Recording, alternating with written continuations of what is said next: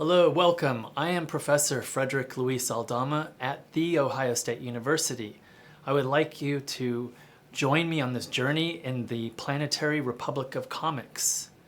Today, more than ever, we're seeing the results of the rise of a planetary republic of comics.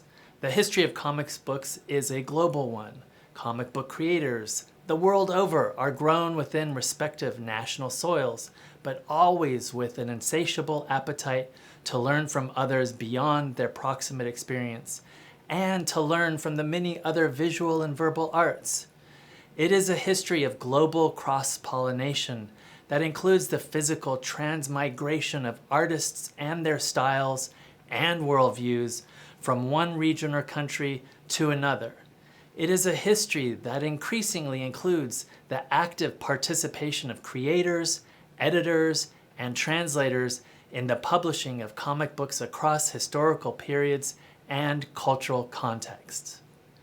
This course will focus on making visible creators from around the world who have chosen to use visual and verbal devices of comics to give shape to fictional and non-fictional stories that make up our planetary republic of comics. We will see how each country has grown its own distinctive styles and formats. The Franco-Belgian bande dessinée, or drawn strip, the Japanese manga, the Italian fumetti, the Spanish tebeos, the Latin American historietas, the German comic book, the Filipino comics, the Korean manhwa, and the Chinese lianhuanhua. We will see also how comics cross national boundaries. But to understand the whole system, we must first understand all of its subsystems, each comics tradition as grown within specific cultural sites and historical environments. To this end, this course will aim to identify how comic books are created within specific times and places, as well as to show how they exist within a planetary system of comics. The making of this planetary system of comics has been taking place for some time. Several scholars have considered its incipience, its birth, its beginnings, in any given moment from the history of the Bayeux Tapestry, for instance, when images were deliberately placed in sequence to tell stories, and others talk about a more modern epoch. Many scholars have spent time trying to peg the origin of the comic book. Was it in the year 1732 when painter and engraver William Hogarth created A Harlot's Progress? Or was it in 1885 when German Wilhelm Busch's Max and Moritz appeared? Was it in 1867 with the creation of the British character Alexander Ali Sloper? Was it in 1897 when German immigrant Rudolf Dirk created the Katzjammer Kids? Was it Filipino Jose Rizal's Monkey and Tortoise? Or perhaps it was crystallized sometimes later in the 20th century with the mass production of the Kashibonya manga in the 1920s Japan, or when Jerry Siegel and Jerry Schuster published Superman in 1933. This course will be less about sleuthing out origins than offering a way to understand comics as a global storytelling phenomenon that cuts across cultural and national boundaries, as well as generations of readers and creators. It is a fact that comics use the shaping devices found in arts, literature, painting, film, and so on. We know, for instance, that Milt Caniff and Hergé were hugely inspired by the talkies, and taken with the dynamic storytelling possibilities opened up with animation, Osamu Tezuka increased the number of panels to infuse a kinetic dynamism into his manga. In many ways, film and comics are close cousins, growing up together in the same household. So it's not surprising that we see a lot of cross-pollination here, and not only unidirectional. While many comic book author-artists learn from Orson Welles' extraordinary film talents, Orson Welles was also famously inspired by Milt Caniff's Terry and the Pirates. Of course, the planetary republic of comics is also informed by other verbal and visual arts such as literature, woodcuts, painting, and photography. Early 20th century artist Franz Manzeril's woodcuts played a big role in Art Spiegelman's making of his own comic book style. With Frank Espinosa's contemporary Rocketto series, we see the influence of Joseph Conrad and German Expressionism.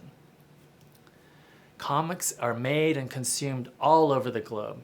Because of different histories of publishing, translating, and marketing, some countries like France, Belgium, and the US, Japan, and some countries of Latin America are better known as producers of comics. However, if one looks carefully, there's nearly no place on the planet that doesn't have some kind of tradition of comic book making and consuming. Let's take the example of manga. After World War II, manga began to explode as a national, then worldwide industry. The extraordinarily talented Osamu Tezuka set the bar high with his dynamic and engaging visual style, seen in his 1947 published Shin Takarajima, New Treasure Island, and his published in 1952 Tetsuwan Astro, or Astro Boy. The audience only grew larger with the arrival of the edgier, adult-oriented manga style arriving on the scene in the 60s and 70s. The gritty, socially and psychologically relevant Gekika manga, and with the Japanese economic boom of the 1980s, manga solidified its foothold as one of the dominant comic book styles read around the world. By the early 2000s, manga already accounted for 2/3 of all graphic novels in the US. In the 20th century Europe, the Franco-Belgian author Hergé, and together with the magazine Spirou, put bande dessinée on the world stage. Hergé's cool, clear ink lines used in Tintin caught the attention of readers, authors, artists, creators as readers all over the world.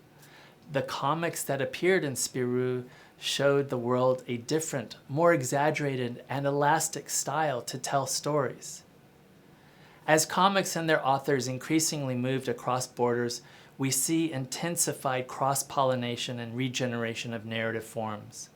For instance, while there's no mistaking the Franco-Belgian entrenched style of the bande dessinée, established before and after World War II, it too experienced a transformation in later years. The contact of new generations of European creators with other comic book creators and traditions, such as that of the 1970s underground comic scene in the US, led to radical innovations both in form and content. For example, in France, there was the publishing of the all-female comics quarterly Ah Nana, that brought across the proverbial pond the work of U.S. creators such as Trina Robbins, Sharon Ruda, and M.K. Brown. This greatly expanded French and Belgian comics traditionally filled with more staid and safe storylines such as seen with Tintin and Asterix, to include full frontal sex as well as homophobic issues faced by women and LGBT communities.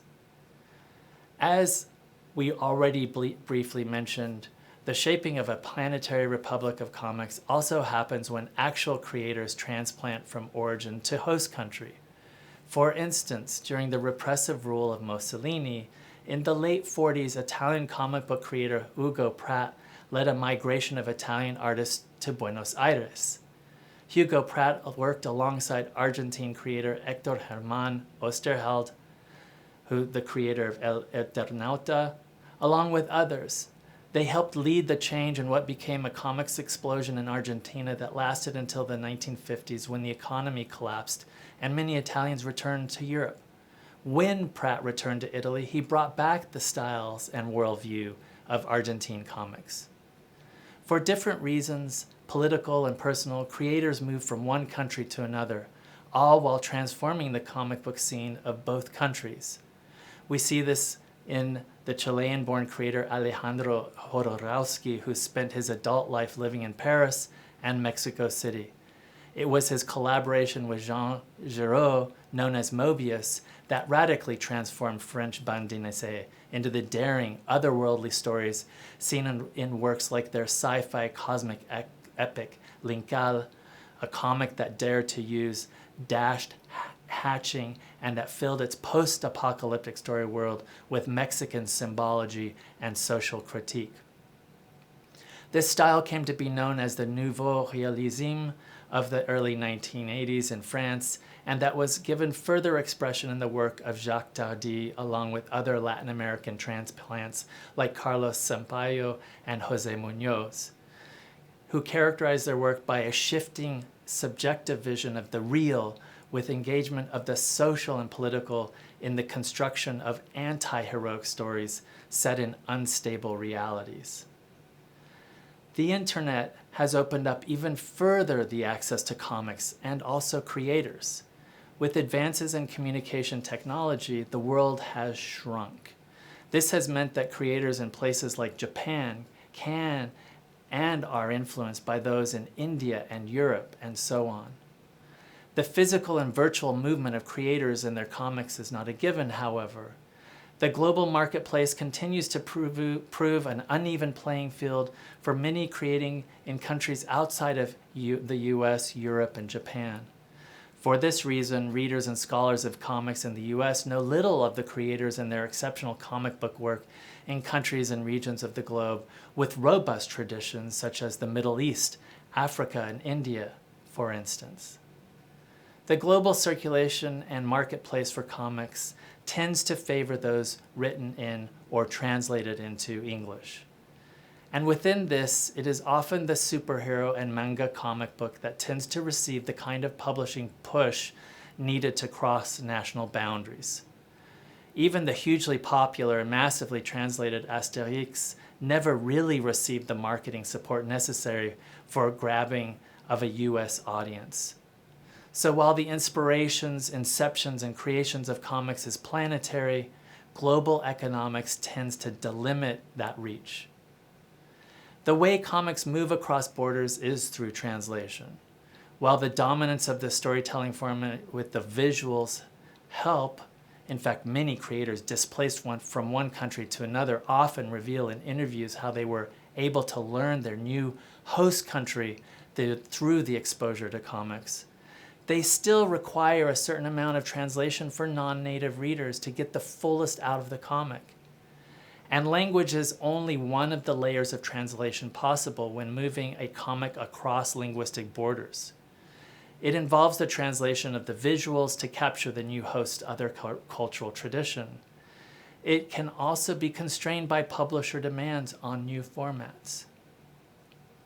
In this course, we will see how comics have actively participated in the shaping of a world storytelling system built out of idiomatic and shared world storytelling mechanisms. Welcome.